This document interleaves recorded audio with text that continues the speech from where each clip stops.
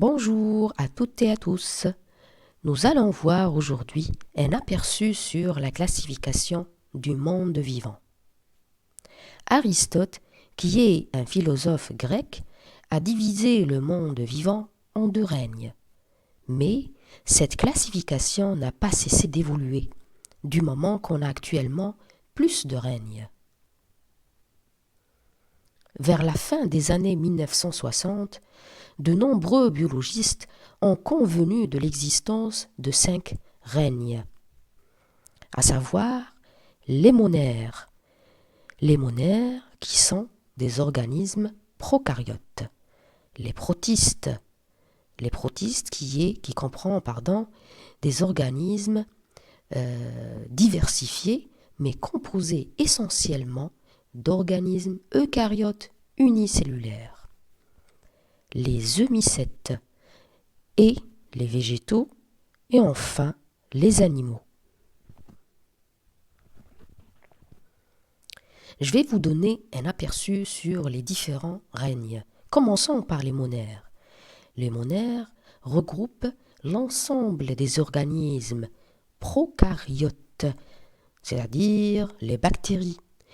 Je vous dis prokaryotes par rapport au faux noyau qu'elles possèdent. Donc, ce sont des cellules constituées de faux noyaux, donc ils n'ont pas de vrai noyau. Passons maintenant aux protistes. Les protistes sont des organismes eucaryotes. On dit eucaryotes par rapport au vrai noyau qu'elles possèdent. Et ce sont en majorité des organismes unicellulaires. Pour les différencier, je vous dis tout simplement que ce règne comprend des organismes qui ne répondent pas aux critères des autres règnes. Donc, ils sont différents. Les eumycètes ou mycètes ou champignons. Ce règne regroupe les organismes eucaryotes, toujours possédant un vrai noyau, et hétérotrophes. Qu'est-ce que ça veut dire, hétérotrophes, Ça veut dire qu'ils ne fabriquent pas leur propre nourriture. J'attire votre attention aussi que ces organismes possèdent une paroi. Passons maintenant aux végétaux.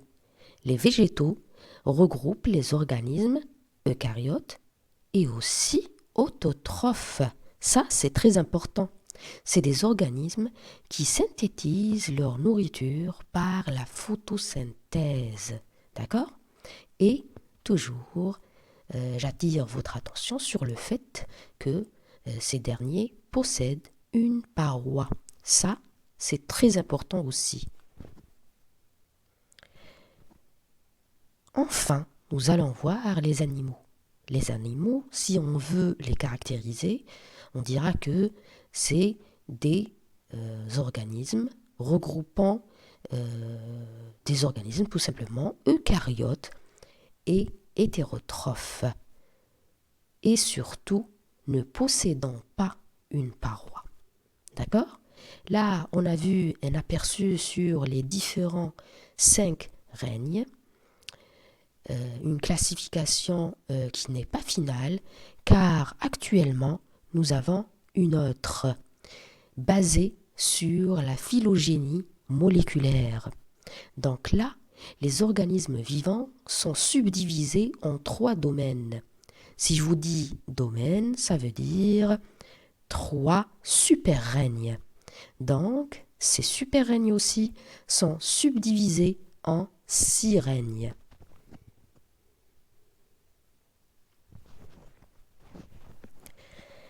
Nous avons en premier lieu le domaine des bactéria, qui comprend le règne des bactéries. D'accord?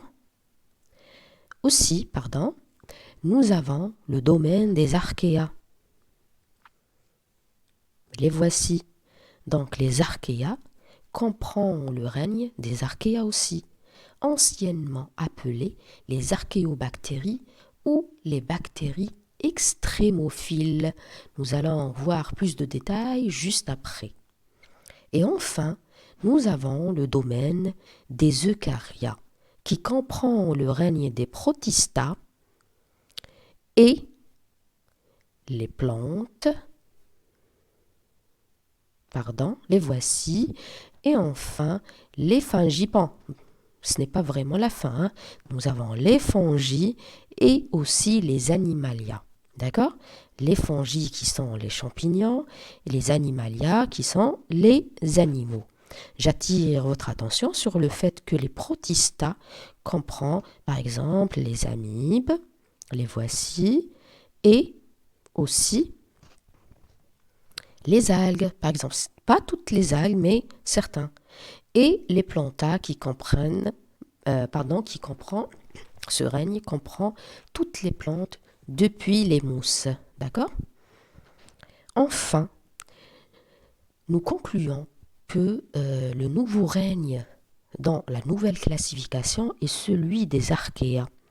Les archéas sont des micro-organismes, prokaryotes, donc possédant un faux noyau, unicellulaires, donc formés d'une seule cellule, et extrémophiles. Phile, c'est par rapport au fait qu'ils aiment les conditions extrêmes, par exemple l'anaérobiose, la forte salinité, l'environnement trop chaud et les grandes profondeurs.